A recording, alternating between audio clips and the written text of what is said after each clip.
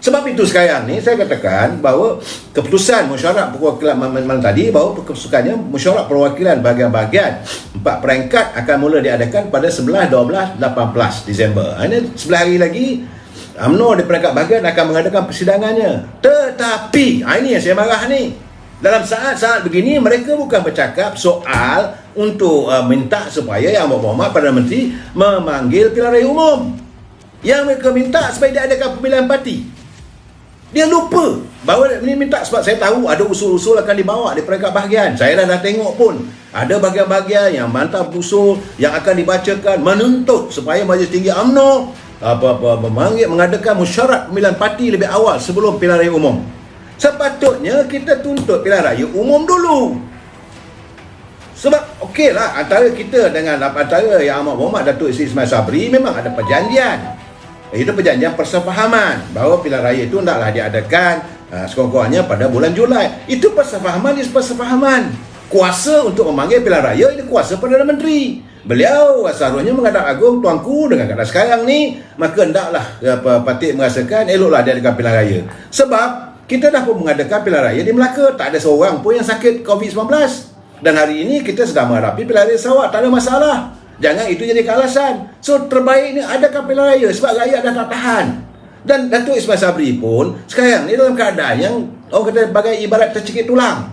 Kerana kita sendiri dalam keadaan kerajaan rapuh, kita serahkan balik pada rakyat. Rakyat nak pilih siapa itu terpulang. Sepatutnya persidangan UMNO bahagian pemuda, wanita, puteri dan bahagian yang dijadualkan pada 11, 12 dan 18 Disember ni harus memikirkan menuntut supaya diadakan pilihan raya, bukan pemilihan parti. Ni masalah ni kadang-kadang ni diorang ni lupa diri.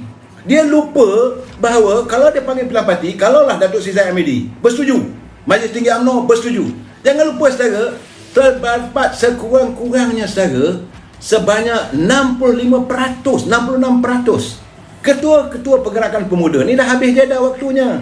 Mereka tidak lagi akan menjadi ketua pemuda. Kebiasaannya daripada pergerakan pemuda dia akan pergi panjat ke bahagian. Ketua pemuda ini akan lawan mereka di peringkat bahagian. Jadi anda jangan rasa selesa. Jangan jadi mangga, jangan jadi bangang. Apa yang nak Datuk Seri Zahid Hamidi cuba adalah supaya dia adakan pilihan raya dulu. Lepas itu, lepas pilihan raya adalah pemilihan, tak ada masalah. Jadi sekarang 66% ketua pergerakan pemuda sudah pun habis. Dia dah tamat tempohnya sebagai ketua pergerakan pemuda. Kemana nak pergi lepas ini? Tentulah dia akan pergi beralih ke bahagian. Dia jawab bahagian, dia jawatan naik ketua bahagian, timbalan ketua bahagian ataupun ketua bahagian sendiri. Jadi 66% daripada 191 bahagian. Sekurang-kurangnya saya menyangkakan lebih kurang 70 ke 80 bahagian apa akan ada berlaku pertandingan di peringkat pimpinan bahagian. Dan 44% saudara adalah naib ketua-ketua pemuda bahagian. 44% naib ketua pemuda yang ada sekarang ini juga sudah habis tempoh mereka sebagai naib ketua pemuda. Dan dia nak pergi ke mana? Tentulah dia akan menyeberang pergi ke bahagian. Daripada itu sebanyak 75% adalah ketua puteri. Dah tak ada puteri dah. Dah habis dah. Jeda waktu dia sebagai puteri dah tak ada dah.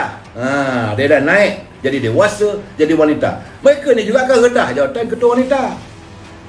Jadi kepada ketua bahagian, kepada timbalan ketua bahagian, kepada ketua-ketua yang ada sekarang ni, sedar diri.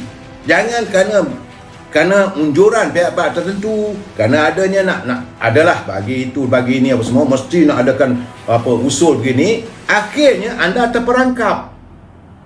Sepatutnya kita tuntut UMNO minta supaya Presiden UMNO Datuk Ismail Sabri sebagai Perdana Menteri membubarkan parlimen supaya diadakan parlimen pemilihan pilihan raya umum yang ke-15. Kita selesaikan satu persatu. Jangan nak redah yang muka-muka, jangan nak tunjuk pandai. PRN Melaka dah tunjuk bukti bahawa tak ada masalah. Bukan kerana kemenangan. Kita pun belum tahu lagi bila kita mengadakan pilihan raya, belum pasti UMNO boleh menang. Tetapi cara terbaik biarlah pilihan raya dulu.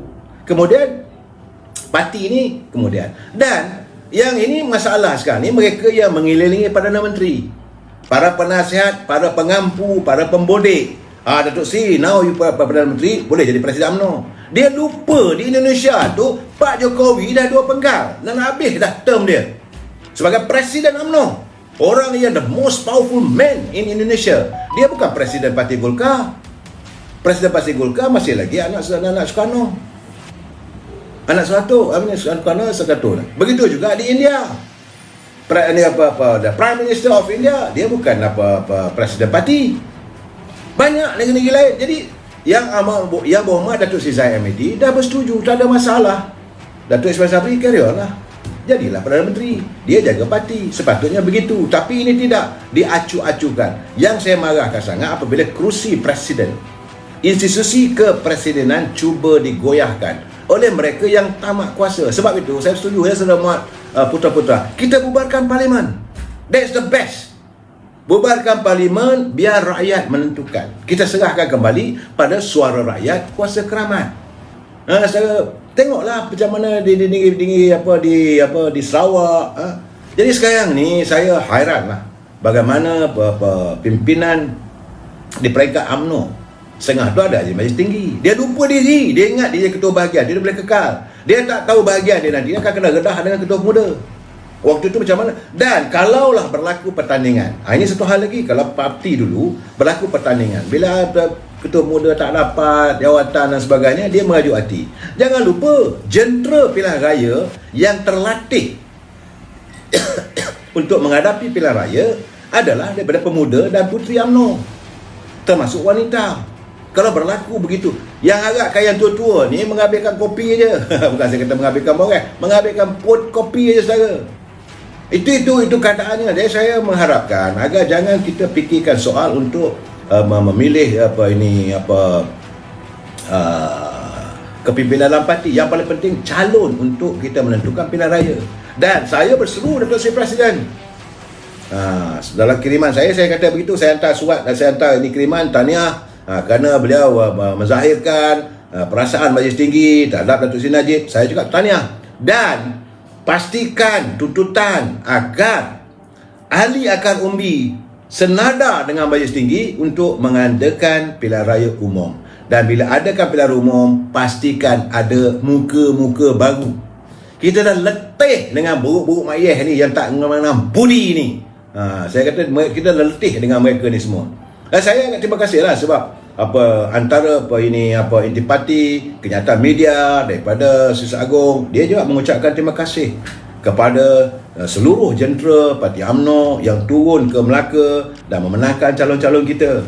Dan paling penting, ini paling penting saya, apa maksud Majlis Tinggi man tadi? Majlis Tinggi UMNO mengucapkan jutaan terima kasih kepada rakyat Melaka kerana memberi kepercayaan kepada UMNO Barisan Nasional dalam pilihan raya baru ini. Itu cara orang berbudi. Dan sebagai Presiden Parti, Datuk Seri Zahid mengingatkan Datuk Seri Sulaiman Ali agar melaksanakan tugas setiap wakil rakyat sehabis baik bagi memastikan kemajuan rakyat negeri Melaka terlaksana sebagaimana yang dijanjikan.